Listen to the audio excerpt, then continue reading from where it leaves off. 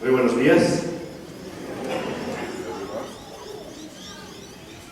En primer lugar, quiero empezar en este día dando las gracias a cada una de las personas que han trabajado para que esta serie de conferencias, El Último Imperio, pudiera llevarse a cabo. Un servidor tan solo es una parte de ese grupo que hemos trabajado para poder traer el mensaje del Señor en estos días. Y por supuesto agradezco a Dios por darme la oportunidad y el privilegio de poder transmitir lo que está escrito en su palabra para que alcance vuestros corazones. Ha sido una semana especial porque en esta semana hemos podido descubrir que hay verdadera esperanza en el mundo en que vivimos. Que no está todo tan mal como dicen, sino que está todo previsto para que podamos alcanzar el imperio que el Señor tiene preparado para nosotros. Dice el eslogan de nuestra campaña: el último imperio descubre esperanza real para el futuro. Pero hemos descubierto que no es solamente para el futuro, sino también para el presente.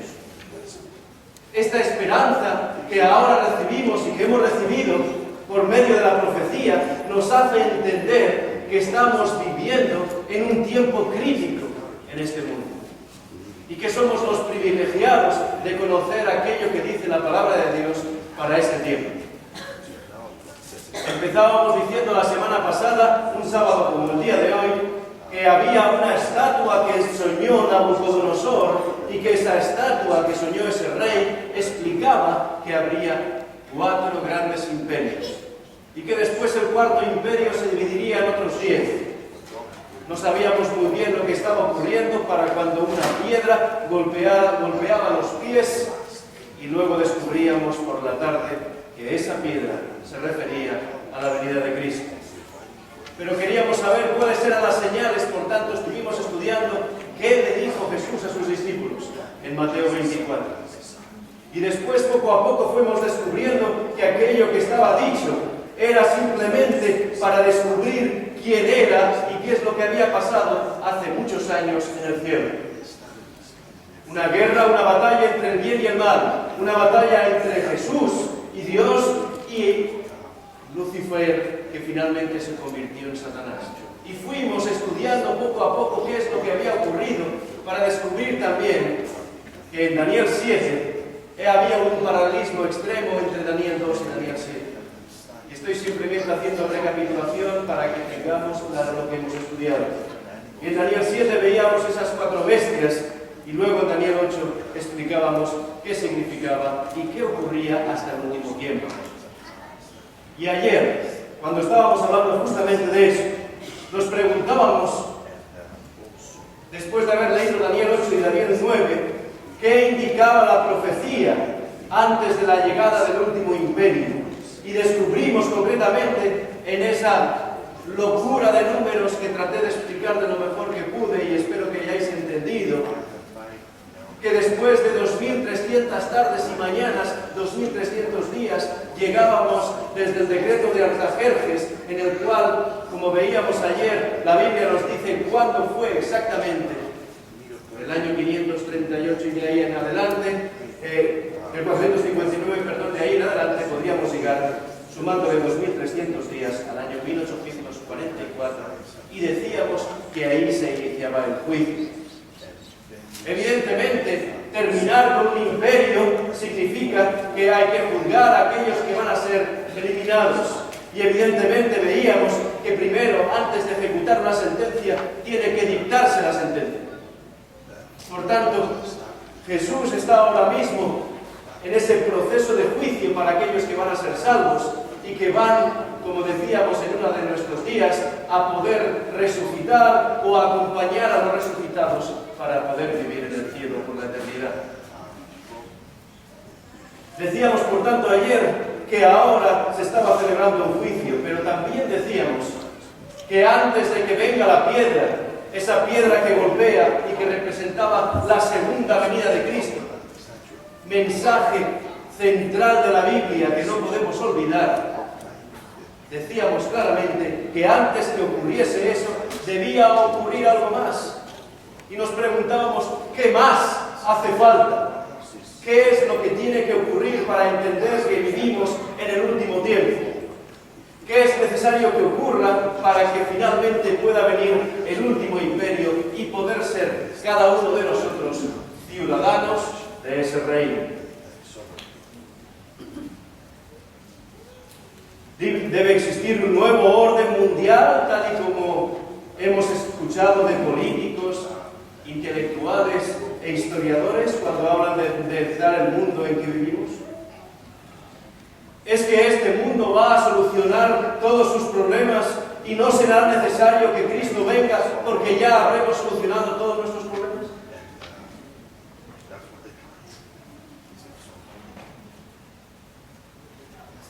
Hay un libro que no miente. Y hemos estudiado en esta semana que hay una profecía que se cumple perfectamente. Pero es más claro todavía que en el último libro que leíamos, Apocalipsis, que significaba revelación de Jesucristo, en esto en inglés está diciendo Revelation, y nosotros hemos tomado ese nombre del griego, Apocalipsis, que significa revelación. Y en este último libro dice claramente Juan que Cristo vendrá por segunda vez. Pero no solo Cristo, no solo Juan, perdón, Cristo también dijo a sus discípulos que se iba, pero que volvería. Los ángeles, cuando Jesús ascendió a los cielos, le dijeron a los discípulos, este mismo que veis ascender en las nubes de los cielos, de esta forma volverá. Por tanto, si nos llamamos cristianos, tenemos que entender que Cristo está a las puertas y que Cristo vendrá por segunda vez. Es un mensaje demasiado claro como para que lo podamos pasar por alto en nuestras Biblias. Recuerdo perfectamente cuando estudié con nuestros hermanos católicos y ellos dicen claramente en el credo, y vendrá a juzgar a vivos y a muertos. Y dice, vendrá a juzgar. Y esta es la esperanza viva para el presente y para el futuro. De todas formas, hemos hablado de este nuevo orden mundial, de que se les llena la boca a los políticos hablando de que es posible que el ser humano pueda conseguir un nuevo orden mundial, donde todos nos entendamos, donde todos caminemos por el mismo camino y que finalmente se demuestra que el ser humano es bueno por naturaleza. ¿Quiénes fueron aquellos que hablaron sobre ese nuevo orden mundial? Entre otros, Sir Winston Churchill dijo y habló mucho sobre el orden mundial. George Bush, padre, ya hablaba de ese nuevo orden mundial. Y no hay precisamente escasez de teorías de conspiración que han dado lugar a películas y novelas en relación con un nuevo orden mundial global en el que todos iremos a una. Pero para encontrar respuesta a esa pregunta, a esa posibilidad, ¿dónde tenemos que ir? A la Biblia. Volvamos, por tanto, a nuestra Biblia. Hace 2000 años, el libro de Apocalipsis, en los capítulos 12 y 13, predijo el surgimiento de un nuevo orden global o imperio en el fin de los tiempos y antes de la llegada del imperio de nuestro Señor Jesucristo. Un dragón, una bestia que sube del mar y una bestia que sube de la tierra y que buscarán adoración y lealtad mundial. En una conferencia anterior descubrimos que la Biblia decía que el dragón era Satanás y son sus siervos todos aquellos que como él son o van o están en lugar de Cristo. En esta mañana, para conocer cuán cerca estamos de la venida de Cristo, representada por la gran piedra que golpea la estatua de Daniel 2, vamos a tratar de identificar a la bestia que subía del mar y a la bestia que sube de la tierra. Así que comencemos con la bestia que sube del mar. Y me gustaría que os fijaseis en este animal. Un poquito antes, por favor. Gracias. Me gustaría que os fijaseis en este animal por un momento que este artista ha tratado de dibujar.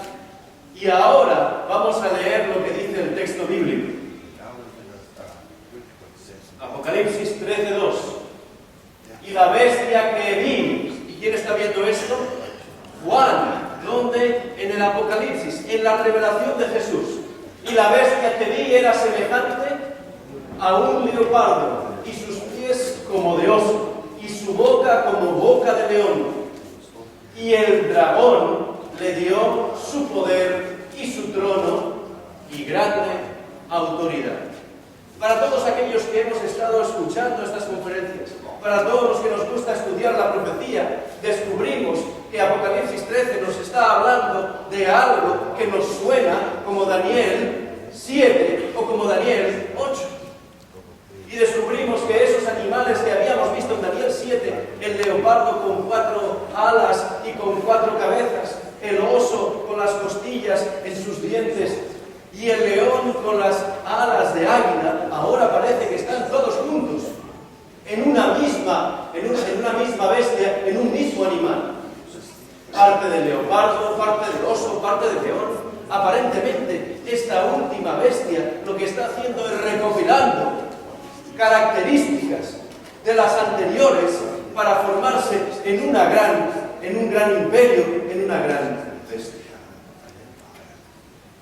Si miramos en el 7º capítulo, por tanto, de Daniel, nos encontramos con esas 4 bestias, el león, el leopardo, de 4 cabezas, el oso y esa terrible bestia.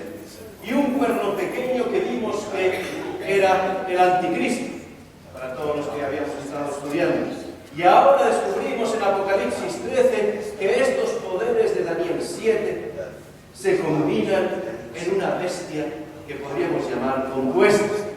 De manera que se está dirigiendo nuestra atención hacia Daniel 7. Lo que nos está diciendo Juan es, atención, lo que voy a hablar está relacionado con Daniel capítulo 7. Vamos a descubrir que el pequeño cuerno que iba contra Cristo de Daniel 7 y la bestia del mar de Apocalipsis 13 son el mismo poder. Y como siempre os preguntáis, ¿y eso cómo lo sabemos? Lo vamos a ver estudiando las características y comparando si las características de Daniel 7 se corresponden con la bestia de Apocalipsis 13. Así es la única forma de poderlo entender. Siguiendo los datos históricos y proféticos, llegaremos a la conclusión de que ese poder era, primeramente, la iglesia cristiana medieval o de la Edad Oscura, que después se convirtió en el imperio romano papal liderado por el obispo de Roma y que ha llegado hasta nuestros días. El Apocalipsis, o revelación de Jesucristo, también nos está mostrando qué es lo que va a ocurrir. La historia en cualquier universidad y los actuales conocimientos y acontecimientos nos muestran claramente este caso. Y Juan nos va a dar ahora mismo en el texto 5 características de ese poder para ver si se corresponden o no con aquel que nos hablaba Daniel en el capítulo 7. Dice primeramente, la antigua Roma le dio el poder. Esta es la primera característica. Vamos a ver si es así. Vamos a buscar el texto bíblico. ¿Qué dice? Apocalipsis 13:2. Y el dragón, la serpiente antigua llamada Diablo y Satanás, le dio su poder y su trono y grande autoridad. Y estamos hablando del Imperio Romano. El Imperio Romano recibió de Satanás el poder, el trono y grande autoridad. Vimos claramente que en la profecía bíblica, por tanto, el dragón simboliza a Satanás. Pero Satanás utiliza diferentes frentes. nunca viene con dos cuernos y el tridente, siempre de manera soterrada, siempre ocultando su imagen para no ser descubierto. Recordemos que en el Edén se presentó a través de la serpiente que era astuta y por medio del rey Tiro también se manifiesta en Ezequiel. Pero ahora en Apocalipsis 12 se revela que Satanás obró a través de un poder para destruir a Jesús. El poder era claramente la Roma pagana. ¿Cómo trató de destruir a Jesús? Y lo habíamos estudiado también cuando estuvimos hablando sobre esto. Un oficial romano trató de matar al niño Jesús. Herodes intentó eliminarlo a los pocos días de su nacimiento. Un gobernador romano condenó a Jesús y soldados romanos crucificaron a Jesús y custodiaron su tumba. Y no olvidéis algo que es muy importante. Solo Dios conoce el futuro. Solo Dios conoce el futuro. Solo Jesús conoce el futuro. Solo el Espíritu Santo conoce el futuro. Solo Dios conoce el futuro. Los seres creados pueden intuir el futuro, pero no lo conocen. Y el intento de Satanás fue de destruir a Jesús y tratar de eliminarle. ¿Os acordáis todo cómo empezó, verdad? Codició en su corazón ser Dios. Por tanto, todo su empeño fue, es y será intentar eliminar aquello más preciado por Dios. Así que ese dragón representa a Satanás trabajando a través de la Roma pagana. Pero ahora me gustaría que volviéramos a la cita que vimos ayer de nuevo. El profesor Labianca del Departamento de Historia de la Universidad de Roma dice lo siguiente en su libro: a la sucesión de los Césares vino la sucesión de los pontífices de Roma. Cuando Constantino salió de Roma, él dio su asiento ¿a quién? Al pontífice. Queridos amigos, no es que estemos hablando en contra de la Iglesia Católica, estamos leyendo simplemente la historia, lo que ocurrió, ni más ni menos. Por tanto, en esas características está claro que lo que le estaba dando es el poder. Y si vamos un poquito más adelante, en la misma imagen, no sé si la vais a poder ver, en el palacio de Letrán, donde están enterrados todos los papas, aparece arriba, en la parte izquierda, ahí donde han puesto la mano, muchas gracias, Clemente XII, y dice después, Pontífice Máximo. Ese título de Pontífice Máximo lo recibió el imperio papal del imperio romano, y ese nombre es el que se puso el Papa Clemente XII, Pontífice Máximo. Mi pregunta es, ¿pontífice qué significa?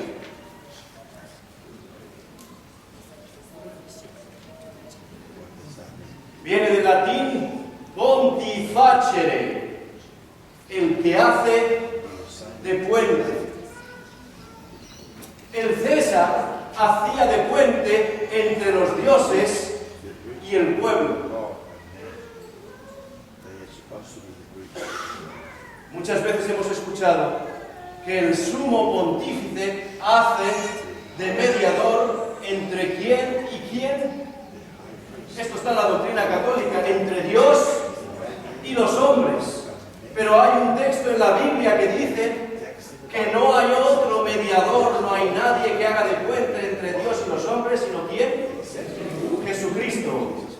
Nos remitimos siempre a la palabra de Dios, no a lo que la historia ha ido montando. Los que han sido asiduos desde el principio a esta semana profética saben que las tribus bárbaras comenzaron a atacar el imperio romano de Occidente. Constantino vio las barbas de la parte occidental de su imperio cortar. Es un refrán español, ¿verdad? Cuando veas las cortad, pon las cuyas a remojar. Constantino, inteligentemente, ¿qué hizo? Trasladó su capital al este de Turquía.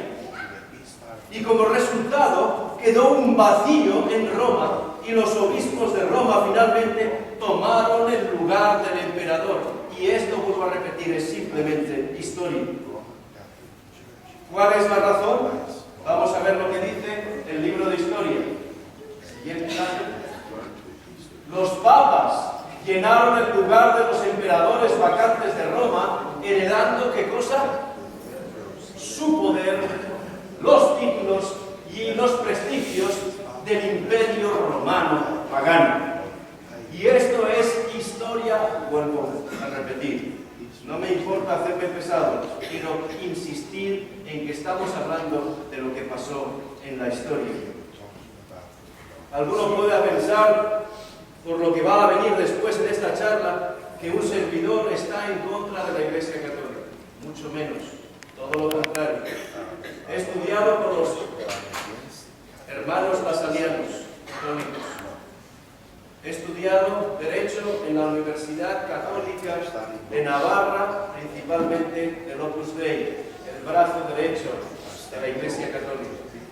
Y he estudiado Sociología en la Universidad Pontificia de Salamanca, en Madrid. Pero tenemos que distinguir una cosa que es importante.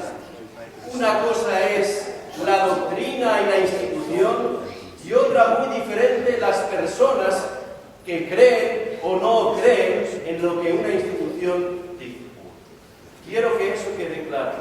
No estamos hablando en contra de las personas, sino que estamos viendo la Biblia y descubriendo que nos está mostrando una institución que no puede ser otra que la Iglesia Católica. La segunda característica es que ya hemos visto claramente que Roma, la Roma antigua, le dio a la Iglesia ese poder, y en los libros de historia se manifiesta que Constantino se fue y entonces el obispo de Roma tomó sus poderes, sus atribuciones, sus nombres, exactamente todo, para adquirir poder. ¿Cuál es la segunda característica? Hablábamos de tiempo, tiempos y medio tiempo, y que durante ese tiempo acecharía, acosaría a los santos de Dios. Y descubrimos que ese tiempo, tiempos y medio tiempo, en lenguaje profético, eran 1260 años. Y dice Apocalipsis 13, versículo 5, y se le dio autoridad, se le permitió para actuar 42 meses, que multiplicado por 30 días son exactamente 1260 días, que en lenguaje profético, como hemos estudiado toda esta semana, tenemos que aplicar el texto de Ezequiel, en el que dice, día por año se lo he dado, y eso es lo que vemos en la siguiente slide. ¿Cómo obtenemos los 1260 años de 42 meses? Como yo ayer vi caras asustadas y perplejas, hoy he tratado de explicarlo un poquito más claro. Este punto de los 1260 días. Un mes bíblico, no los meses que tenemos ahora, que hasta tenemos uno que se llama en España febrerico el corto, que solo tiene 28. Tenemos meses de 31 y otros de 28, en el tiempo bíblico todos los meses eran de 30 días. Por tanto, 42 meses por 30 días, como yo he dicho, 1260 días. Y hemos dicho, un día profético es un año. ¿Y por qué llegamos a esta conclusión? Porque después de 1260 días no ocurrió nada importante a ese imperio. Pero sí ocurrió muy importante después de esos 1260 años, algo muy importante a ese imperio. Y es verdad que hemos utilizado, por tanto, ese día por año que le he dado, que le explicó Dios a Ezequiel, y que justamente es en el mismo tiempo en que se da la profecía de Daniel. ¿Qué ocurrió, por tanto? Seguimos el emperador Justiniano añadió el poder político a la autoridad religiosa del obispo de Roma en el año 538 después de Cristo. Vuelvo a decir, repetimos de nuevo la historia. Y del periodo del 538, si le añado esos 1260 años, llegaré al año 1798 después de Cristo. Y durante ese periodo de tiempo, la Iglesia medieval dominó Europa durante 1260 años.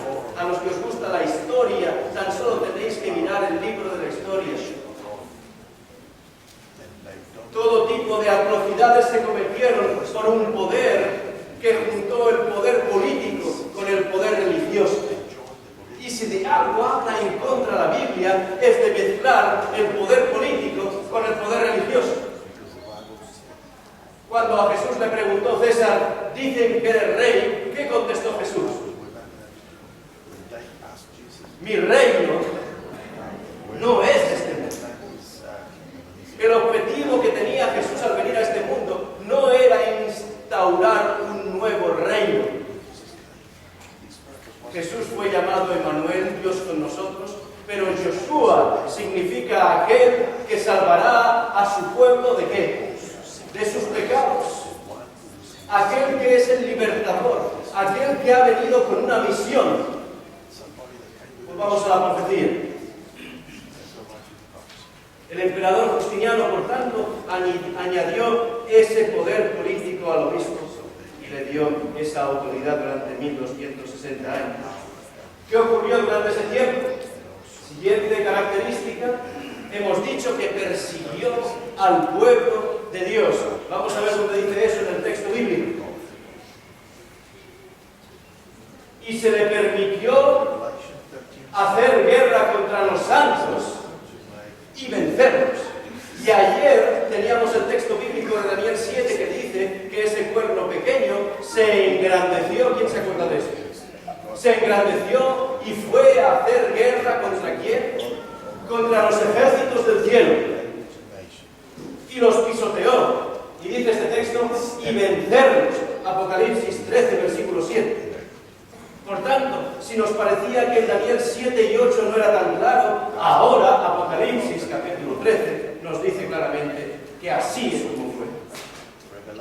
Trágicamente esto fue bien cierto, como he dicho. Se estima que entre 5 y 50 millones de cristianos murieron a manos de la Iglesia durante la Edad Media. Pero no es muy rápido para el traductor.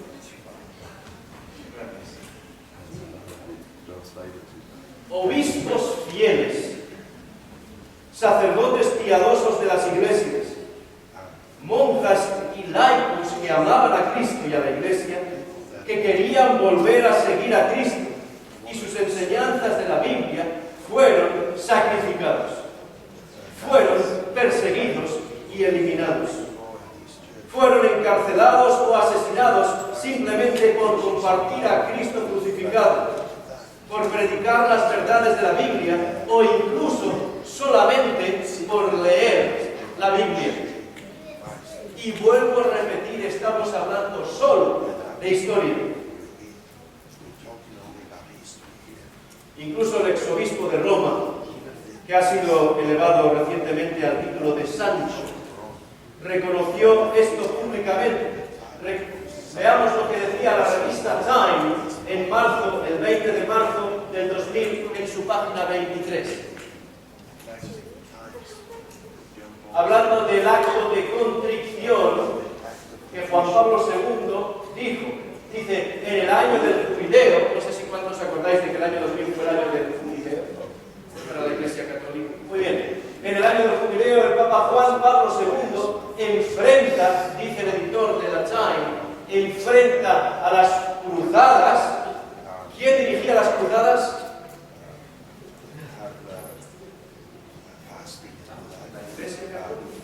Simplemente historia.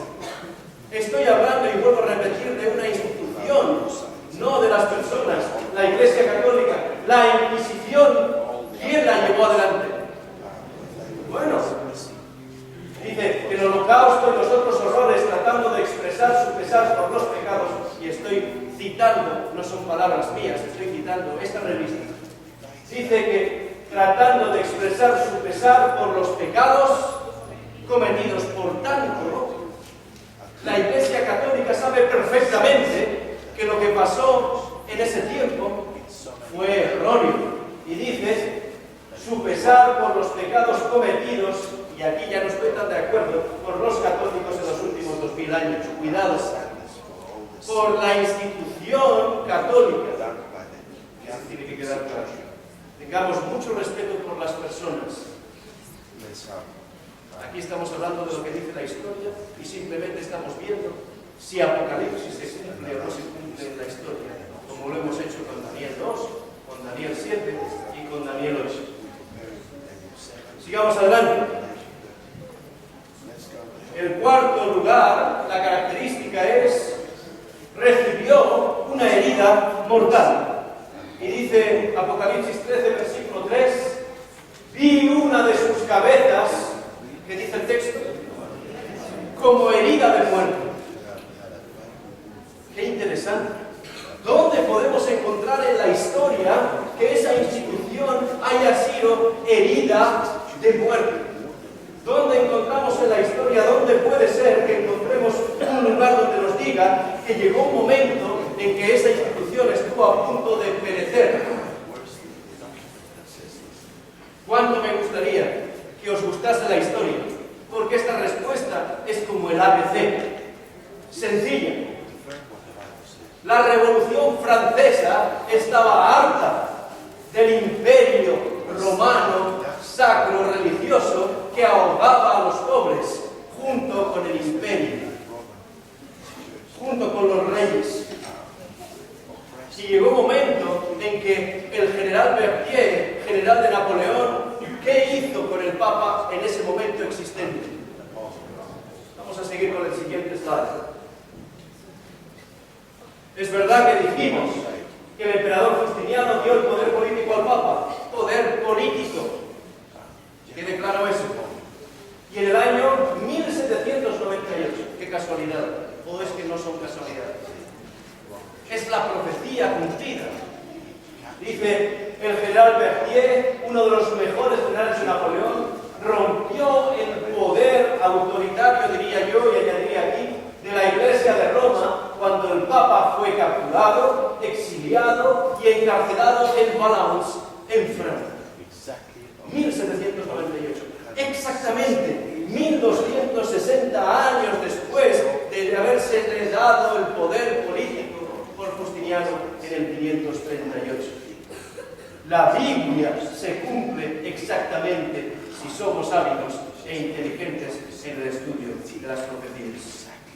¿Y qué ocurrió entonces? El siguiente Papa, Pío VII, se refirió en su correspondencia a este evento como ¿qué? Como una herida de muerte. Pero mi pregunta es, ¿esta institución fue herida de muerte y desapareció? No. ¿Es que la Biblia nos puede estar diciendo algo sobre eso? Veamos. La quinta característica sería, por supuesto, me he olvidado de esto que es importante. La revolución de Garibaldi, otro dato de historia, 1866 a 1870, gracias a los de sonido, que la Iglesia de Roma fue despojada de gran parte de sus vastas tierras, justamente después de 1798. El poder que tenía se le diluyó de las manos. Y el Papa en realidad llegó a ser un prisionero en el Vaticano. Y vuelvo a repetir, tan solo tenéis que, hoy en día es muy sencillo, ir al Google, buscar en Wikipedia donde queráis y decís la revolución de Garibaldi o simplemente General Berthier 1798 y descubriréis qué es lo que pasó, exactamente lo que estamos diciendo. Dice, por tanto, que la quinta característica que nos dice la Biblia es que la herida mortal fue sanada. Y no hace falta para nosotros que nos lo diga porque nosotros ya vivimos más allá de esa herida sanada. ¿Estamos de acuerdo, sí o no?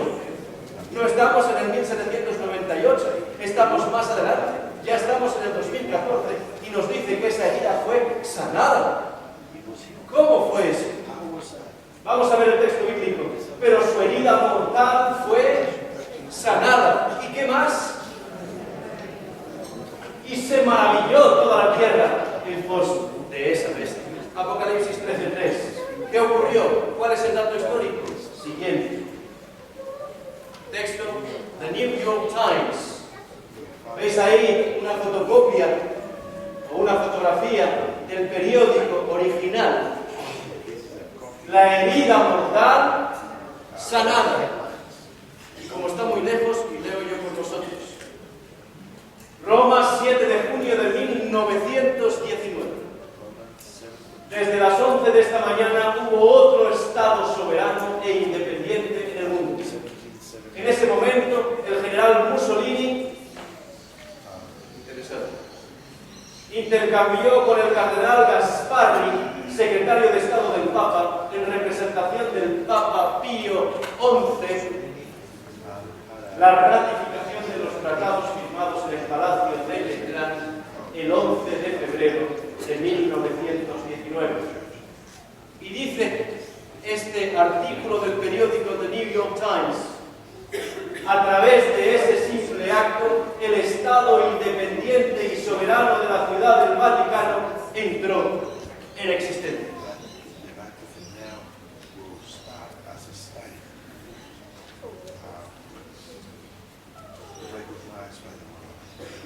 La predicción de Juan, al que le llamo yo el revelador, se cumplió de una manera muy precisa.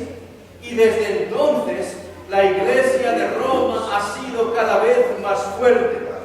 Y de hecho, ella ha pasado de estar mortalmente herida a tener fama mundial. ¿Me equivoco o no me equivoco?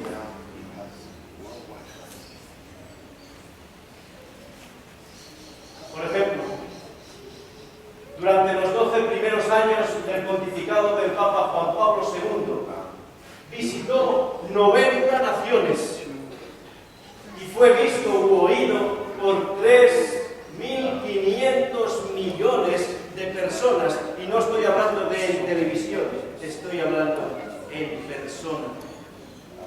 Y más sorprendente todavía es que estos datos se quedan en nada si lo comparamos con el actual Papa Francisco, que ha visitado estratégicamente cada uno de los países que en su agenda cree que son importantes para visitar. Porque el objetivo es que se unan todas las iglesias en un mismo sentido, en un mismo objetivo común: transformar este mundo. En mi biblioteca tengo un libro de este Papa, Juan Pablo II, que se titula Cruzando el umbral de la esperanza. Cualquiera que quiera leer sus páginas, yo os lo puedo dejar. Dice claramente esto: es necesario que el mundo entienda que debemos transformarnos y vivir y prepararnos para vivir en este mundo conforme a la palabra de Dios. Ahí está todo bien. Por supuesto, pero podréis leer el libro desde el principio hasta el final y no hay ni una sola mención a que Cristo vendrá para restaurar este mundo y vivir con nosotros por la eternidad. Hace 3 años estuve en hace 9 años, estuve en una convención de libreros evangélicos. Y como en aquel tiempo yo era director de una casa editora en España, tuve la oportunidad de estar en el acto inaugural. En ese acto inaugural estuvo hablando Rick Warren. ¿Conocéis? Rick Warren, un evangélico conocido por un libro que se llama La Iglesia con Propósito. En ese speech que él habló, dijo claramente que la Iglesia evangélica tiene que unir sus esfuerzos para acceder a la política, para hacer entender al mundo que la única manera de transformar este mundo es aplicar lo que Cristo dijo en la política y en la vida de cada uno de nosotros. Por tanto, lo que estaba diciendo es que era necesario una segunda reforma. Como protestantes conocemos perfectamente lo que significa la reforma. Y ellos están hablando de la segunda reforma. Y esa es la reforma que hace que todos los que creemos en el Señor nos unamos para transformar este mundo. Pero mi pregunta ¿es eso lo que dice la palabra de Dios? ¿Es eso lo que dice la profecía?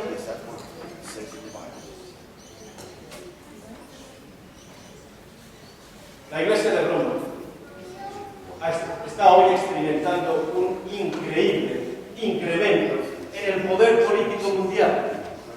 No sé cuántos de vosotros estáis al corriente de estas cosas, pero probablemente después de esta serie de conferencias, vuestros ojos y vuestros oídos no podrán dejar de entender lo que pasa en el mundo. ¿Cuántas y cuántas veces el gobierno de Estados Unidos ha pretendido y ha tratado de unir en un diálogo de sordos al pueblo de Palestina y al pueblo de Israel? ¿Cuántas y cuántas veces? Estoy hablando de lo que se dice todos los días en el periódico, de lo que se dice todos los días en la prensa, en la televisión, en la radio.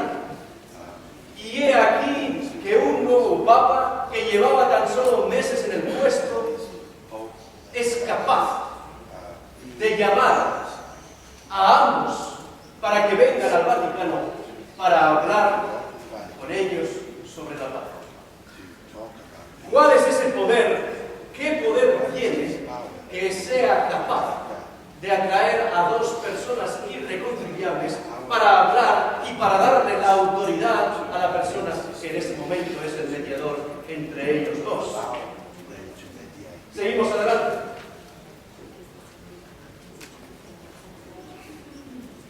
No sé cuántos de vosotros recordáis esta imagen. En los últimos años, los líderes políticos nacionales de decenas de países, entre ellos Estados Unidos, Rusia, Francia, Australia, Cuba e incluso Inglaterra, han buscado audiencias con el obispo de Roma. Pero mi pregunta es, si la Iglesia es la Iglesia, ¿no debería ocuparse de los asuntos religiosos?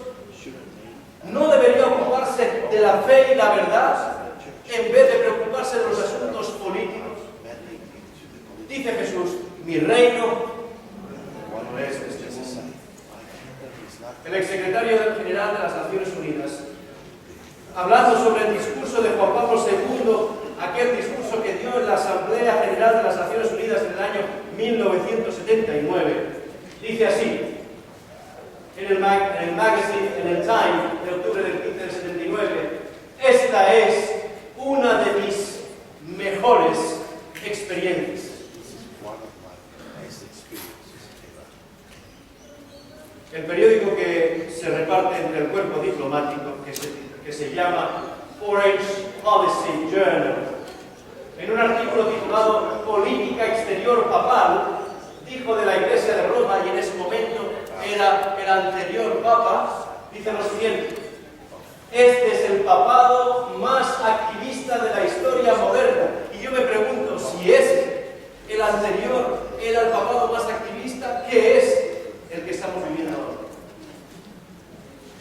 Desde la Iglesia de la Edad Media, ¿veis cómo los periodistas conocen la historia? No se puede encontrar un periodo de tal actividad papal comparable. El Vaticano actúa como un Estado. ¿Y qué dice más? Pero no simplemente como un Estado. En el libro llamado Llaves de esta sangre, escrito por el sacerdote ex sacerdote jesuita Malachi Martin, quien es un devoto católico conservador, dice lo siguiente: a los ojos seculares, la Iglesia de Roma está sola. Pero el Papa es, por definición, ¿qué dice? El primer líder geopolítico en toda regla del mundo. Y como decimos normalmente, a las pruebas me remito. Tan solo tenéis que leer todas las noticias relativas a qué está haciendo el papado y os daréis cuenta de que no es un Estado más. Y de que tiene la capacidad de llamar a los de la derecha, y a los de la izquierda, y a los del centro, y a los de atrás. Y todos van a donde él dice. ¿Cuántos países en el mundo tienen la capacidad de hacer eso? España lleva años peleando para estar en el G8 y nunca. Y por historia no queda. Porque la historia de España es mucho más larga que otros países que están en el G8. Hay países que tienen una gran fuerza, pero no son capaces de que a una cena real puedan venir todos y cada uno de ellos, de todas las naciones europeas o de todas las naciones del mundo. Pero cuando el Papa llama, y estoy diciendo lo que pasa en la realidad, no estoy inventándome nada, cuando el Papa llama, efectivamente, todos acuden. La Iglesia, por tanto, de Roma no es solo un poder político, sino también, dice este libro, un poder religioso mundial. Y todos sabemos lo que ocurre cuando se mezcla el poder político con el poder religioso, en vuestros países y en mi país. Cuando se mezcló la Iglesia con el poder y el nacional-catolicismo existió en España. La Iglesia se mezcló con el poder. Pero la Biblia dice, mi reino no es de este mundo. Y en este libro de Kenneth Whitehead se titula El Nuevo Ecumenismo. Y en él encontramos algo muy interesante que ya dice en la portada, cómo la Iglesia Católica, después del Vaticano II, tomó el control del liderazgo en el movimiento ecuménico mundial que existe hoy en día. Permitidme ilustrar esto. Hace unos años, la cumbre de oración de Asís fue convocada por el Papa. 160 líderes y representantes de los grupos divergentes se presentaron. Judíos, musulmanes, budistas, sikhs, anglicanos y ortodoxos, iglesias reformadas, el Consejo Mundial de Iglesias, todos estaban en esa cumbre de oración de Asís. La pregunta es, ¿qué otro líder religioso mundial, y lo digo claramente, religioso mundial, no que líder cristiano mundial, sino qué líder religioso mundial podría haber convocado una reunión como esta? Nadie más que el obispo de Roma. Y a eso debemos añadir las tendencias ecuménicas que se están produciendo en la actualidad. Preguntarle a vuestros amigos evangélicos qué se está hablando en las iglesias. Preguntarles. Están hablando de la necesidad de entender a Roma, de entender que solo entendiendo los errores del pasado y perdonándole se podrá alcanzar el acuerdo común, esa segunda reforma de la que habla Rick Warren. Pero no lo dejo así en mis palabras, sino que me aplico también a las palabras de aquellos que son líderes en el mundo, que no son católicos. El arzobispo de Canterbury, Robert Runcie, después de hablar con el Papa a su salida, cuando le abordaron los periodistas a la salida de la iglesia de San Gregory, dijo lo siguiente: por la Iglesia Universal, renuevo la súplica. Recordemos que estos son los anglicanos. Y si vamos a la historia descubriremos por qué los anglicanos se separaron de la Iglesia Católica. Y dice, no podría llegar todo cristiano a reconsiderar el tipo de supremacía que el obispo de Roma ejerció dentro de la Iglesia primitiva.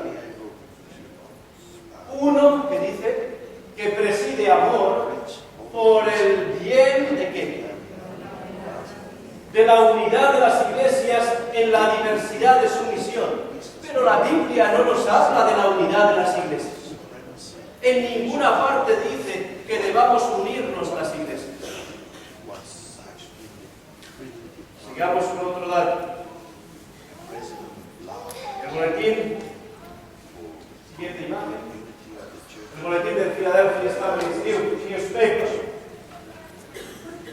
Ahora estamos hablando de protestantes que dicen así: al igual que la caída del muro de Berlín en 1989, la posibilidad de que la Iglesia católica inglesa pudiera finalmente volver a casa. Está hablando de la Iglesia anglicana. A Roma, en el transcurso de mi vida, fue paralizante, dice James Wiles en Anthropology. Esto es un terremoto.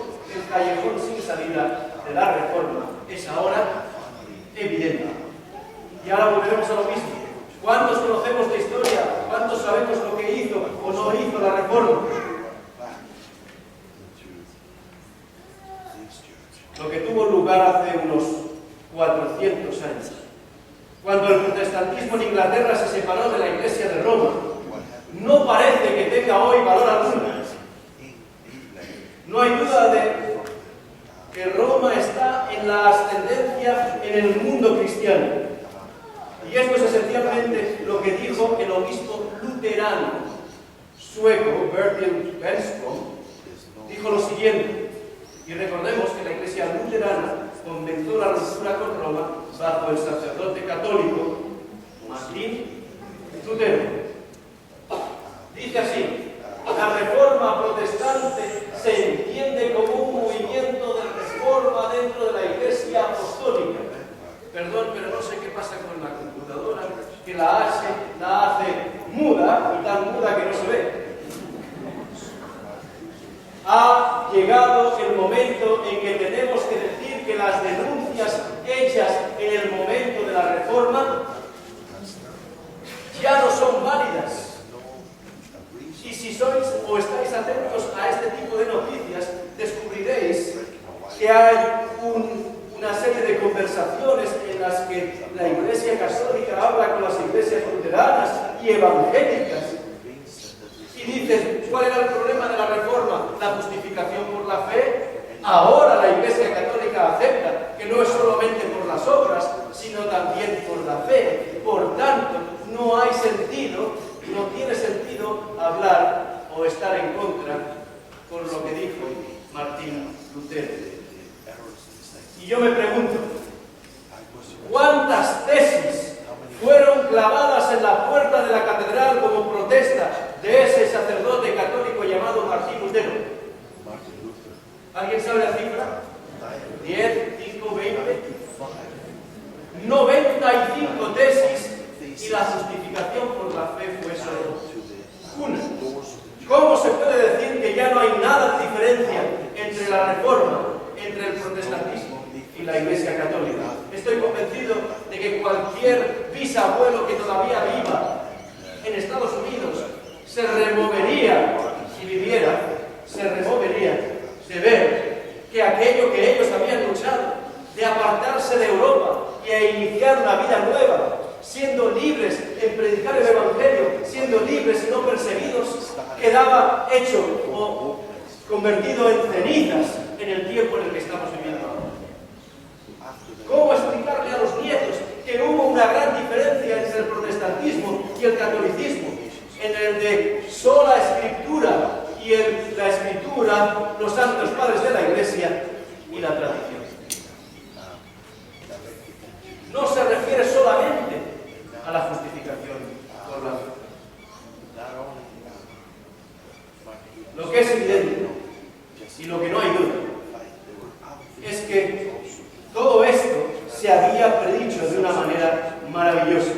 Y dice Apocalipsis 13:3: y se maravilló toda la tierra, lo hemos leído, en pos de la bestia. Hace muy poco, el año pasado, ya estoy hablando de 2013, hace muy poco, el año pasado, el Papa estuvo en Brasil. ¿Quién se acuerda? Ha estado en tantos países en tan poco tiempo que uno ya no recuerda si había ido o no había ido a Brasil. En Brasil, él reunió más de 15.000 jóvenes católicos. Y el titular de ese encuentro con los jóvenes, ¿cuál era? Todos estamos maravillados. Justamente las mismas palabras que habla Apocalipsis. Por tanto, es más que evidente que la herida mortal ha sido sanada y el mundo entero está siguiendo a este poder religioso llamado Iglesia de Roma y que es identificado en Apocalipsis como la bestia que sube del mar. Podrá gustar más o menos, pero la evidencia es clara. Y repito, no estoy hablando de las personas católicas que creen que hacen lo correcto siguiendo la doctrina de la Iglesia, sino de la propia institución que está claramente anunciada en Daniel 7, 8, 9 y Apocalipsis 12 y 13. Ya hemos hablado de la bestia que subía del mar. Evidentemente, como ya sabéis, mar significa, en el lenguaje bíblico, donde hay muchas personas. Y diréis, está bien, muy bien, pero ¿dónde lo dice el texto bíblico? Esta es la pregunta que os tenéis que hacer siempre. Siempre que alguien os dice algo que tiene que ver con vuestra vida de fe, tenéis que preguntar dónde está escrito en la palabra de Dios para que yo lo crea. Vamos a empezar con esa segunda bestia. La bestia que sube de la tierra. Dice Apocalipsis 13, versículo 11. Después vi otra bestia que subía de la tierra y tenía los cuernos semejantes a los de un cordero, pero que hablaba como dragón. ¿A cuántos les gusta la simbología apocalíptica? La simbología bíblica. Si yo digo el cordero, ¿a quién representa? A Jesús. Y si yo digo el dragón, ¿a quién representa? Lo dice la Biblia, no es algo que yo digo. Cuando Juan el Bautista estaba bautizando y apareció Jesús, él dijo: aquí el Cordero de Dios que quita el pecado del mundo. Y el propio Jesús, en esa última cena, cuando estaban celebrando la Pascua, hizo entender a sus discípulos que él mismo era el Cordero. Y en esta bestia encontramos que ese animal es y tiene semejanza a un cordero, a algo que es correcto, a algo que es cristiano, a algo que es digno de confianza. Pero para que no nos llevemos a engaño, nos da otra característica y dice: pero hablaba como un dragón. ¿Dónde hemos visto un poder que hablaba grandes cosas? El cuerno pequeño que creció y que empezó a hablar grandes cosas. Y esas grandes cosas eran injurias, blasfemias contra Dios. Por tanto, dos de las características de esta bestia, de este imperio, de esto nuevo que vamos a descubrir, es que tiene una apariencia de buena persona, pero en el fondo es un sinvergüenza. No sé si me puedo explicar más claro. La apariencia de que es confiable como un cordero suave y agradable, pero dice que sus palabras son como dragón, son por tanto malvadas. Siguiente. ¿Cuáles son las 5 características que identifican a esta bestia que sube de la tierra? La primera, después vi otra bestia que subía de la tierra. Este verbo, subir, en griego, en el original, dice anabaino. Y me diréis: muchas gracias. No sé lo que significa, pero ya lo sé. Anabaino significa crecer. Voy a poner otro ejemplo. ¿Qué es una vaina? ¿Verdad? Cuando una flor empieza a crecer, ¿qué es lo primero que sale? ¿Verdad? Una pequeña vaina y después sale la flor. De ahí viene, en el español, el verbo anabaino, que significa aquello que crece de la tierra. Aquello que crece poco a poco de la tierra. Bien, por tanto, la primera característica es que crece de la tierra. Y vimos que la primera bestia sale o surge del mar, anabaino del mar. Y ya lo dijimos, es un símbolo para los lugares de gran población. Pero he vuelto a decir antes, es bueno que sepamos dónde dice esa característica, así que tendremos que necesitar la siguiente. Apocalipsis 17, en el mismo contexto de profecía, nos está diciendo, y me dijo también, las aguas que has visto donde la ramera se sienta son pueblos, muchedumbres, naciones y lenguas. Por si nos queda alguna duda, ya sabemos lo que es mar. Son pueblos, muchedumbres, naciones y lenguas. Y efectivamente, el Imperio Romano creció donde había pueblos, muchedumbres, naciones y lenguas. Es impresionante la profecía bíblica.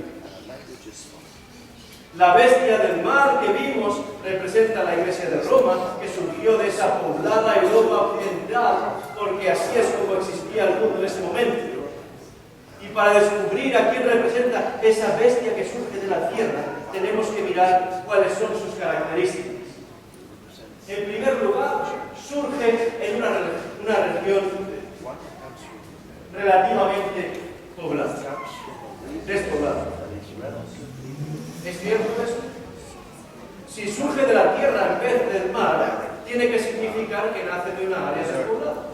Así como el mar representa un lugar bien poblado, y esta sería la primera característica. Y ahora yo os pregunto, ¿qué imperio surgió después de 1798? Que surgiera de un lugar despoblado. La verdad es que cuando estaba preparando este tema pensé, igual alguna persona dice, ¡Australia!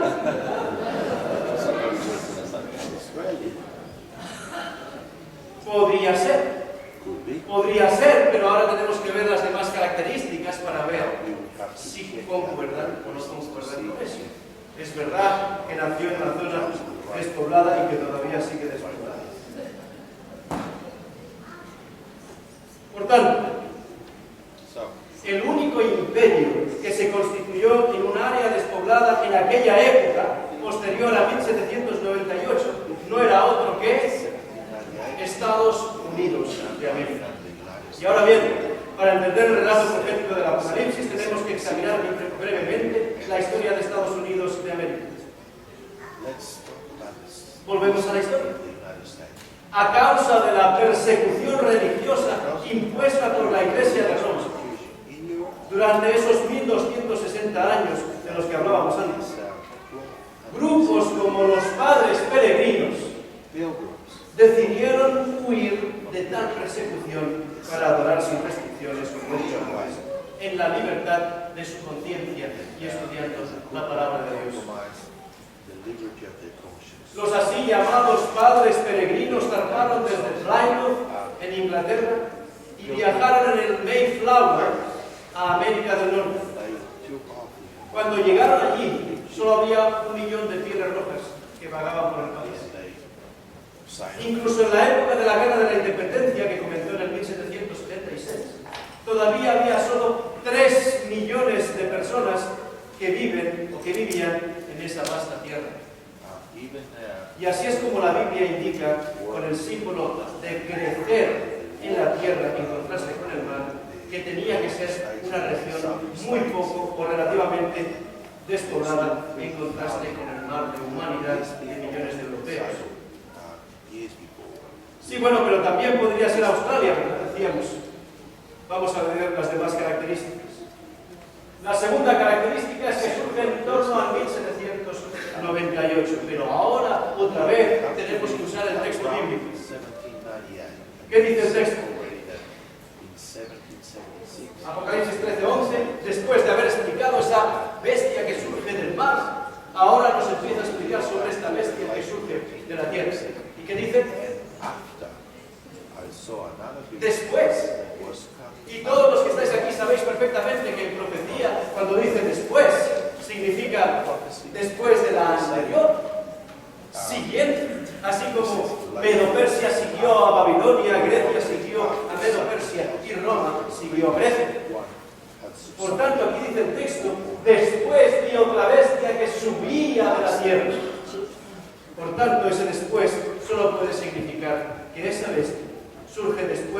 de que a la bestia que surge del mar se le dio autoridad o se le permitió actuar por 1260 años para hacer todas las cosas que hemos dicho. Y notemos el contexto, porque antes del versículo 11 dice así: si alguno, la bestia que sube del mar, porque justamente estaba hablando de ella, si alguno lleva en cautividad, va en cautividad. Y si alguno mata a espada debe ser muerto. Y la historia no puede ser más clara. Sabemos a partir de ahora que en el 1798 el Papa fue llevado cautivo y después muerto a espada, tal y como dice la historia. ¿Y qué dice Apocalipsis 13:10?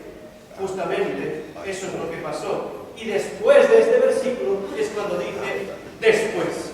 Por tanto, ese imperio tiene que surgir después de 1798. Pues vamos entonces a la historia de Estados Unidos a ver si se cumple. Los padres peregrinos y otros establecieron colonias en Norteamérica después de 1620. La guerra por la independencia fue ganada en el 1783. Nos vamos acercando a la fecha.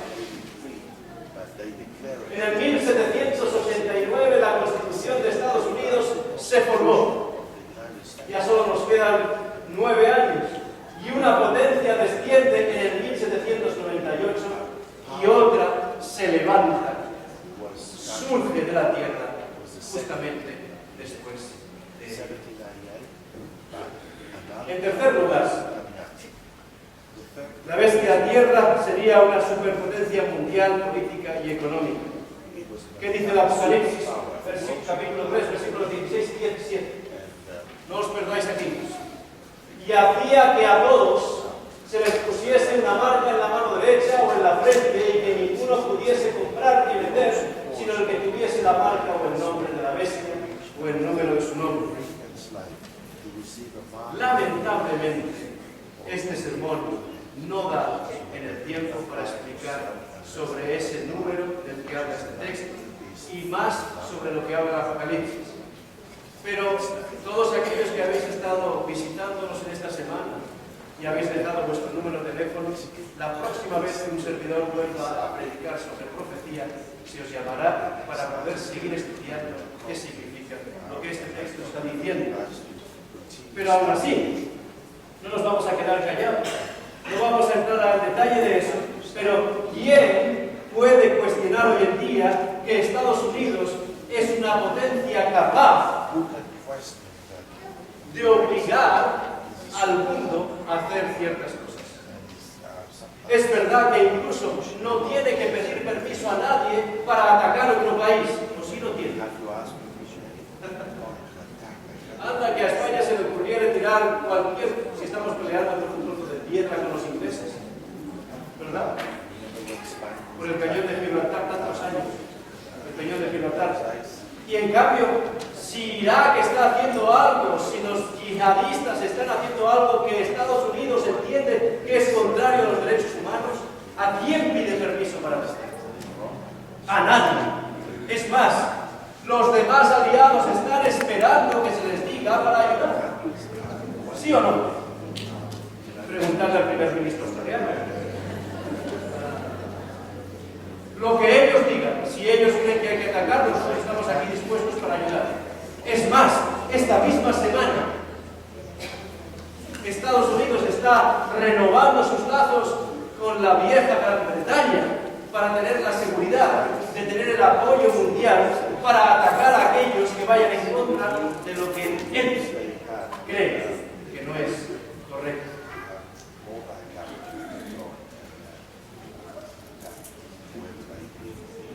Dice el Times, de nuevo, diciembre de 1999, ninguna otra nación ha ejercido tal alcance militar, económico, diplomático y cultural. Y dice el artículo, Estados Unidos cabalga el mundo como un globo. ¿Cuántos años de historia tiene España? desde los romanos, ¿verdad? Impuso un imperio extraordinario que alcanzó hasta las Filipinas. Pero ese imperio ha quedado en nada. ¿Cuál era el imperio de Portugal? Que era inmenso y que dominaba el mundo durante un tiempo en todo el tema de los comercios, las comunicaciones, y que ha quedado entre los países que piden dinero constantemente a Europa.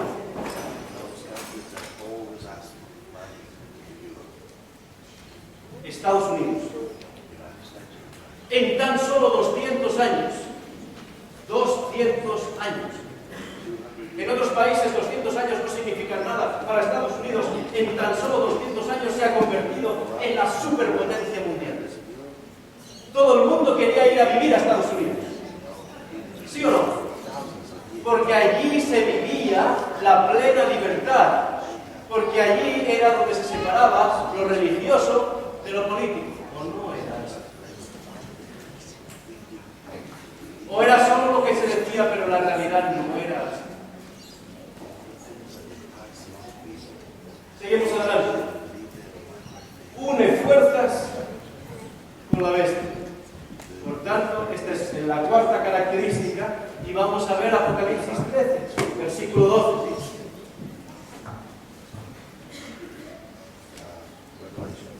Dice Apocalipsis 13, versículo 12, y ejerce toda la autoridad de la primera bestia en presencia de ella. ¿Quién es la primera bestia?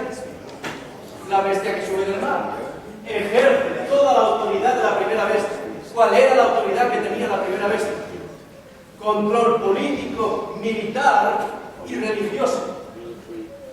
Y exactamente nos encontramos en Apocalipsis 13:12, que esa bestia que surge de la tierra y que identificamos como Estados Unidos, ejerce toda la autoridad de la primera bestia en presencia de ella, como está ocurriendo en el día de hoy.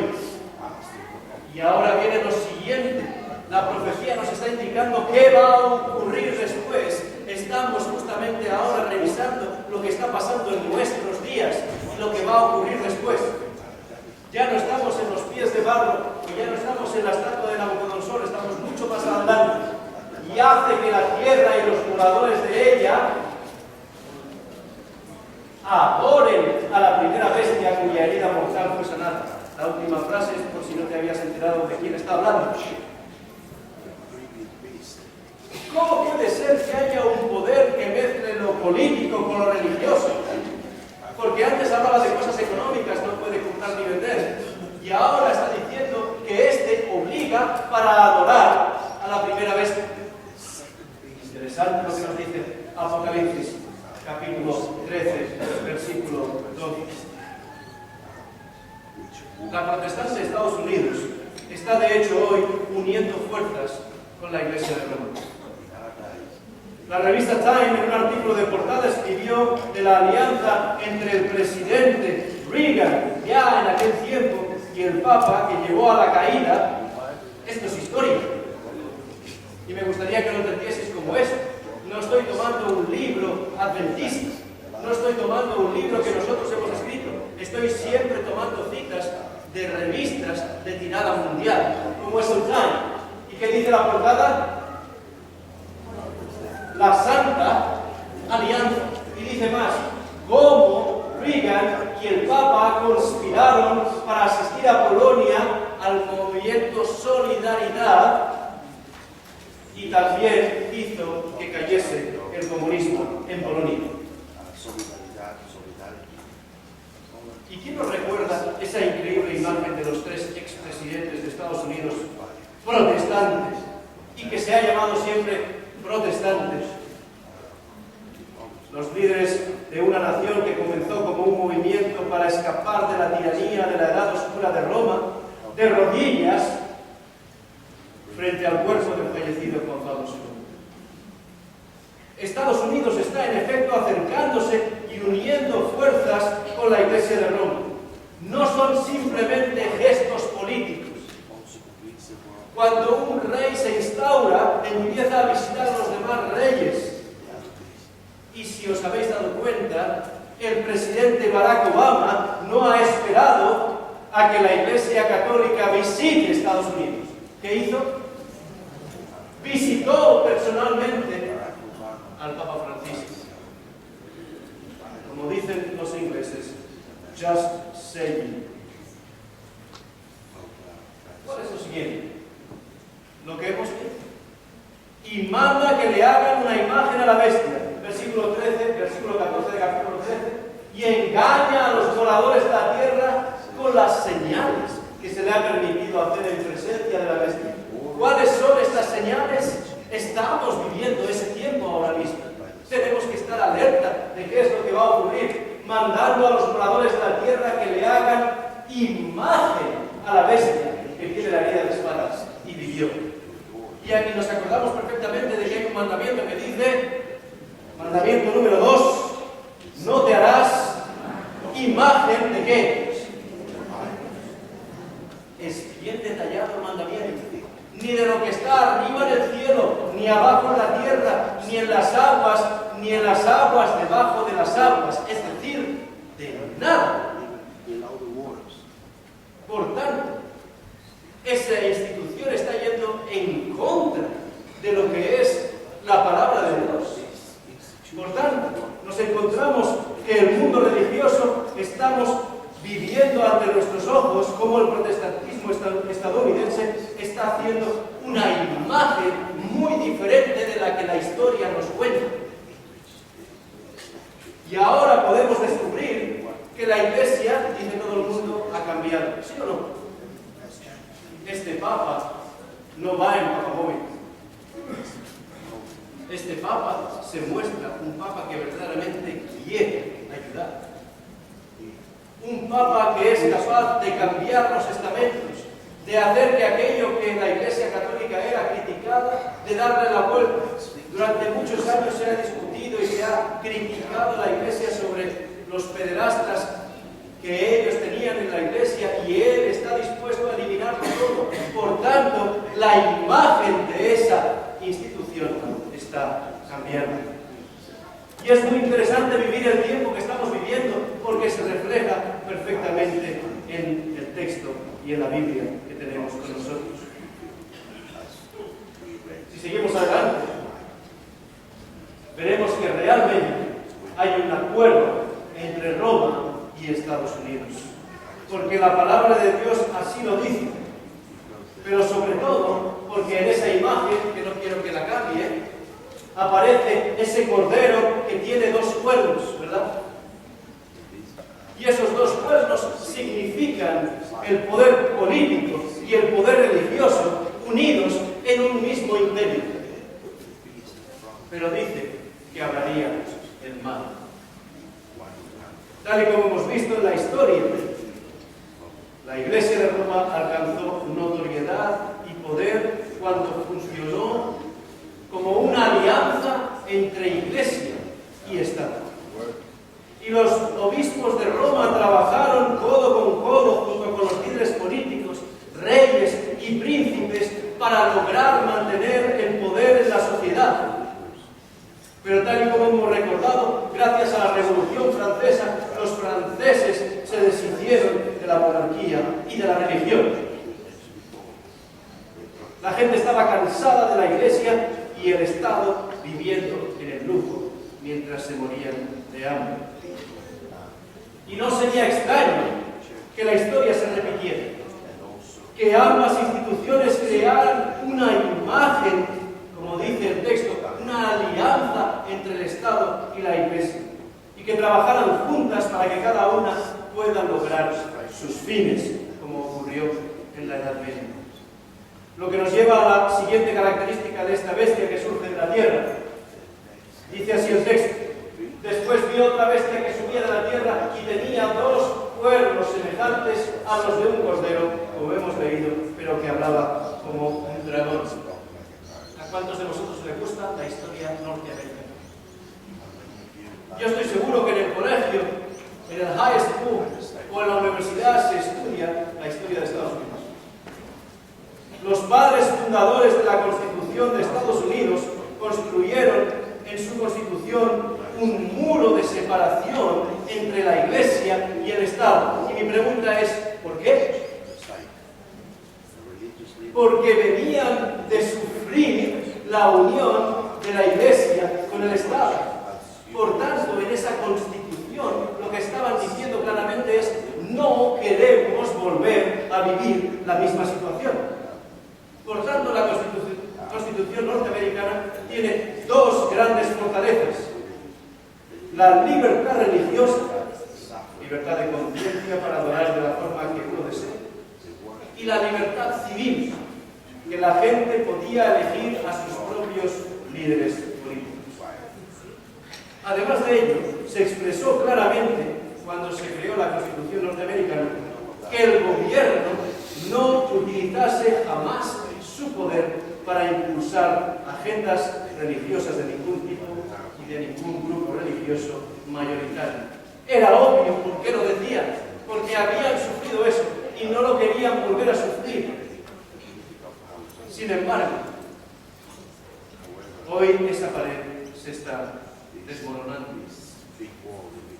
Grupos especialmente protestantes se prestan a negar que un muro existió alguna vez y que están ganando el apoyo de los poderosos, como el expresidente del Tribunal Supremo de la Corte Suprema, William Rehnquist, quien dijo: el muro de separación entre Iglesia y Estado es una metáfora basada en la mala historia. Una vez más, la Biblia tenía razón. Una imagen de la bestia que se está construyendo ante nuestros ojos hoy. La separación entre la Iglesia y el Estado es cada vez menor. La una se necesita al otro, otra vez como en el tiempo de la antigua Roma. Hay una creciente influencia, y ahí está la imagen de lo que estábamos hablando con el anterior Papa, pero esto ha ocurrido ya con el nuevo. Hay una creciente influencia, decía, tanto de la Iglesia de Roma como de Estados Unidos, a que exista una alianza de colaboración entre los dos. La única capacidad para poder alcanzar el mundo es mezclar el poder político con el poder religioso. El propio Jesús podría haberse valido de los celotes, el brazo armado de los creyentes más acérrimos, para conseguir sus propósitos. Para cumplir lo que dijo la profecía, se sentó en aquel pollino y subió hacia Jerusalén, y todo el mundo que decía: este es nuestro rey. Pero llegó un momento en el que evidentemente se dio cuenta de que la gente buscaba un rey para este mundo. Y por eso cuando el César le dice: me han dicho que eres rey, y él contesta: tú lo has dicho, confirmando todo. Pero anteriormente le había dicho: mi reino no es de este mundo. Y como estaba intrigado Poncio Pilato, le dijo: debes conocer la verdad. ¿Y qué contestó Poncio Pilato?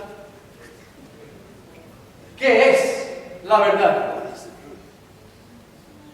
¿Qué es la verdad, amigos?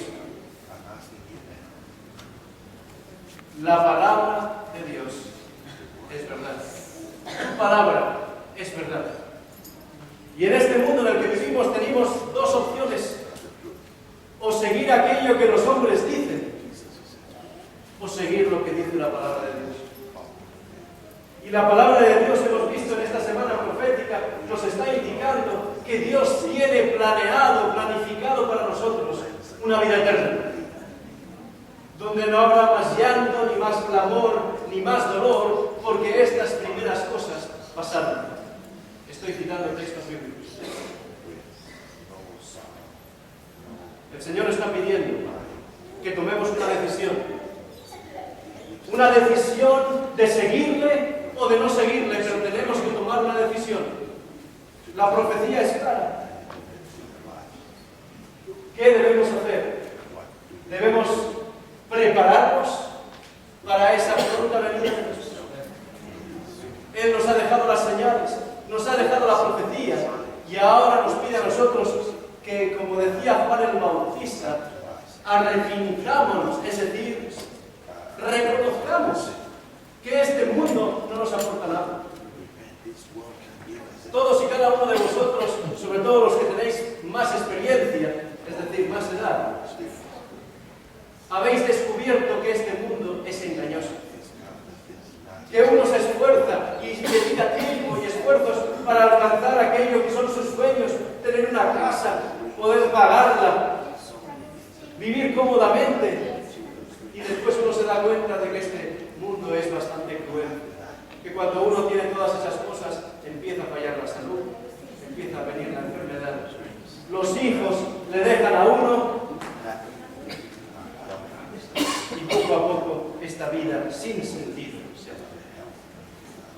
Pero la palabra de Dios nos dice que el Señor no creó esta vida así como la conocemos, que esto ha sido fruto de alguien que decidió no confiar en la voluntad de Dios. Y así nos arrastró a nosotros al mundo en el que vivimos. Y así sigue engañando a las personas diciéndole: cuando tengas poder, estarás bien. Y a las instituciones que quieren alcanzar el poder les dice: no sigas esto, porque esto es para perdedores. Sigue el éxito y alcanzarás la gloria. La mayoría de nosotros hemos estado en una situación en la que hemos hecho un largo viaje y nos encontramos en nuestro camino a casa. Tarde en la noche, estamos cansados y con ganas de llegar a casa para descansar. Pero ¿cuál es nuestra satisfacción cuando conduciendo nos encontramos a aquella casa que está cerca de mi casa? Esta rotonda que me está diciendo que me quedan ya 5 minutos para llegar a mi casa. Solo me falta esto. Y ya vemos que estamos llegando al hogar. En esta semana hemos podido comprobar que estamos en la rotonda antes de llegar a casa. Que el Señor nos está mostrando qué va a suceder para que abramos los ojos y entendamos que Él está a las puertas. Y esta es una bendita esperanza, es una esperanza maravillosa. Y al igual que esos puntos de referencia familiares para nosotros, este capítulo profético nos grita que estamos en casa. Estamos a las puertas de la eternidad hoy. Jesús viene pronto. La piedra que va a golpear esa estatua está a las puertas. ¿Cómo lo sabemos? Por todo lo que hemos estudiado en esta semana. Y es verdad que todavía quedan cosas por cumplir, pero estamos ciertos de que estamos en el camino correcto. Estamos ciertos de que la palabra de Dios nos está diciendo qué tenemos que esperar, qué falta más antes de que Cristo venga y seamos ciudadanos de ese imperio. Me gusta el texto que responde a esta pregunta: ¿cómo podemos estar listos para el regreso de Jesús?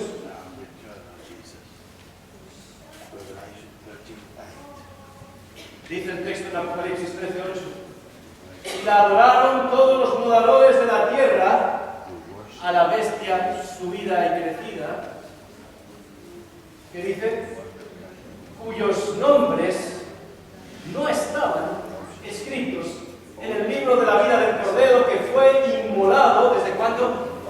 Desde el principio del mundo.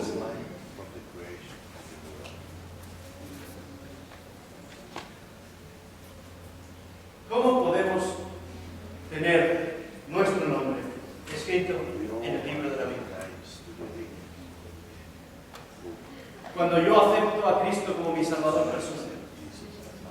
Cuando yo tomo la decisión personal, única, de aceptar a Cristo como mi Salvador personal, haciéndolo público a través del bautismo, yo estoy siendo inscrito en el libro de la vida en el reino del cielo.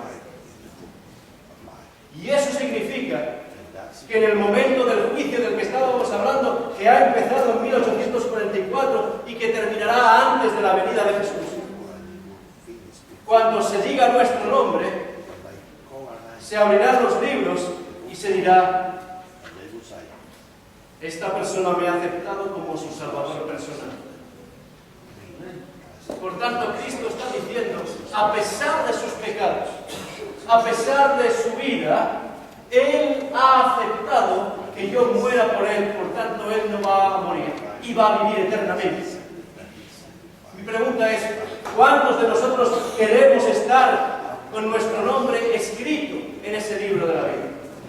Estoy citando el Apocalipsis en los capítulos que van más adelante. Ahora bien, dice algo también muy importante en la Biblia. Lo dice en el texto que está ahora en la pantalla. Dios nos ha dado vida eterna y esta vida está en su Hijo. El que tiene al Hijo tiene la vida. Esta es la explicación que nos da el mismo autor que escribió Juan, que escribió el Apocalipsis, el mismo Juan en sus cartas. Pero ahora dice algo más. Recordad que los nombres pueden ser borrados del libro de la vida. ¿De verdad, pastor? ¿Cómo puede ser eso? Y ahora dice la respuesta. Si alguno quitare de las palabras del libro de esta profecía, Dios quitará su parte del libro de la vida. Por tanto, lo que hemos estado estudiando es profecía y nadie puede quitar nada de lo que está escrito en ella para prepararnos a los que vivimos en el último tiempo. Me gustaría terminar con un par de textos. El apóstol Pedro, impetuoso, aquel que sacó la espada para cortarle la oreja a Marta y dijo, ¿quieres que los matemos a todos ahora? Cuando escribe, transformado por el Espíritu Santo, dice lo siguiente. Tenemos también la palabra profética, ¿y qué dice más? Más segura. Lo que hemos estado estudiando en esta semana, lo tenemos a nuestro alcance. La cual hacéis bien en estar atentos como una antorcha que alumbra en lugar oscuro. Decíamos el otro día que aquellos que conocían el primer escudo de Chile sabían que arriba decía... Hay que ver. Qué mala es la memoria. ¿Qué decía? Se ha descubierto quién no estaba en la reunión. Los de la razón y la fuerza no estaban en la reunión. El primer escudo de Chile dice, ¿qué dice? Post tenebras, luz. Después de las tinieblas, la luz. Querido amigo, querido hermano y hermana, nosotros hemos vivido en las tinieblas. Cuando uno no conoce la profecía, como muy bien dice el texto, está a oscuras. Y cuando abre la profecía entiende lo que está pasando en el tiempo en el que estamos viviendo. Hasta que el día esclarezca y ¿qué ocurra? Y el Hijo del Hombre, el lucero de la mañana, resplandezca en vuestros corazones. Y no termina ahí el texto, dice lo siguiente. Entendiendo primero esto. Y esto como conclusión a lo que estamos hablando de profecía. Ninguna profecía de la Escritura es de interpretación privada. Porque nunca la profecía fue traída por voluntad humana, sino que los santos hombres de Dios, como Daniel y como Juan, hablaron siendo inspirados por el Espíritu Santo.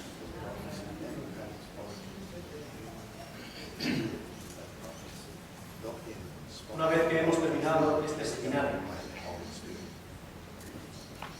yo quiero manifestaros que todas las noches, después de nuestra reunión, he orado por cada una de las visitas que han estado con nosotros.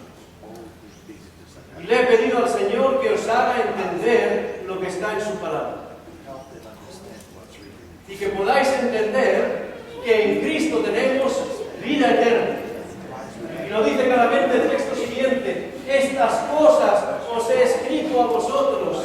Esta estas cosas, creéis en quién, en el Hijo del Hombre, en el Hijo de Dios, para que sepáis que tenéis vida eterna. Y este es el mensaje que nosotros estamos queriendo transmitiros a cada uno de vosotros. Tenéis vida eterna, aceptando a Cristo como su Salvador, como vuestro Salvador personal, y queriendo ser parte como ciudadano de ese último imperio. Dice el último texto. Y volvemos al principio de todo, ¿verdad? De esta campaña de estudios proféticos. Yo soy el alfa y la omega, el principio y el fin. Por tanto, conozco absolutamente todo y he mostrado a los profetas qué va a ocurrir en el último tiempo. ¿Por qué? Porque es el que es en el presente, el que era en el pasado y el que será en el futuro. ¿Y quién es? El Todopoderoso. Y si el Señor fue capaz de morir por nosotros y ser resucitados, nosotros también resucitaremos, decíamos, ¿verdad? Cuando Cristo venga a las nubes de los cielos y ascenderemos a los cielos para vivir con Él eternamente. Por eso, Juan dice, cuando me tenéis a mí, tenéis la vida. Oraba esta semana por cada uno de vosotros, pero también tenéis que saber, todos los que nos habéis visitado, que la Iglesia ha estado orando para que el Espíritu Santo os haga entender, el mismo que inspiró la Biblia, os haga entender que necesitamos prepararnos para que Cristo venga. Que necesitamos saber lo que está ocurriendo en el tiempo que vivimos. Por tanto, ahora en este momento, a mí me gustaría que todos los que nos han visitado pudieran acercarse aquí al frente, porque quisiera orar para que el Señor les ayude a entender todo lo que hemos visto. Para que el Espíritu Santo os haga entender que es importante tener la Biblia como norma de guía y conducta para nuestra vida. Que cuando Cristo vino, estuvo hablando de su reino y que las enseñanzas de su reino están en este libro. Yo sé que no es sencillo levantarse de su sitio y acercarse a donde está el pastor, pero yo quisiera que entendierais la importancia del momento en el que estáis viviendo. El Señor no te ha traído aquí por casualidad. Es más, no existen las casualidades. No existen. El Señor tiene un propósito para ti y para tu vida. El Señor sabía que tú vendrías a estas conferencias y que escucharías su palabra. Y si cuando yo he estado hablando como instrumento en las manos del Señor, vaso de barro, mostrando este tesoro tan maravilloso, habéis sentido que vuestro corazón estaba siendo tocado por el Señor, no dejéis ese sentimiento. No dejéis perder la oportunidad de acercaros al Señor. El Señor tiene un plan maravilloso para tu vida. Te está mostrando qué es lo que va a ocurrir en el presente y en el futuro para que estés preparado para cuando ese último imperio pueda llegar. Así que por favor invito a todos aquellos que han visitado nuestra iglesia que vengan aquí al frente, por favor. Adelante.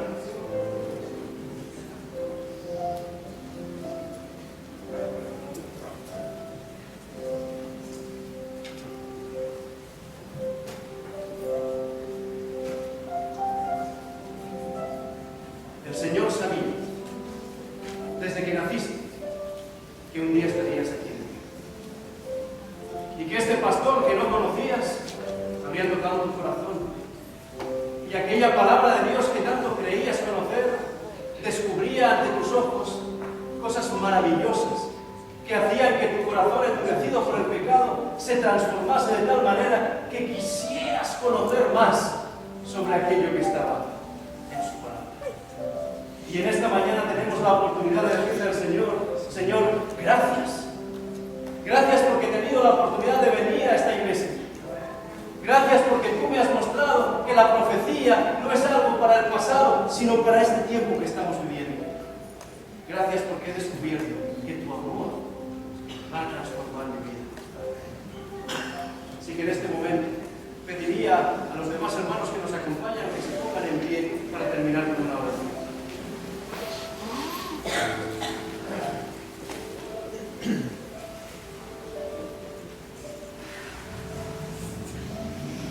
Bondadoso Padre nuestro que estás en los cielos, cuán maravillosa es tu palabra, cuán impresionante es tu profecía, Señor, cuánto amor y cuánto cuidado manifestaste dejando todas estas cosas escritas para que nosotros en este tiempo, en el tiempo en el que estamos viviendo, descubriésemos que estás a las puertas, que estás por llegar, estás por darnos vida eterna en ese nuevo imperio que no es de este mundo.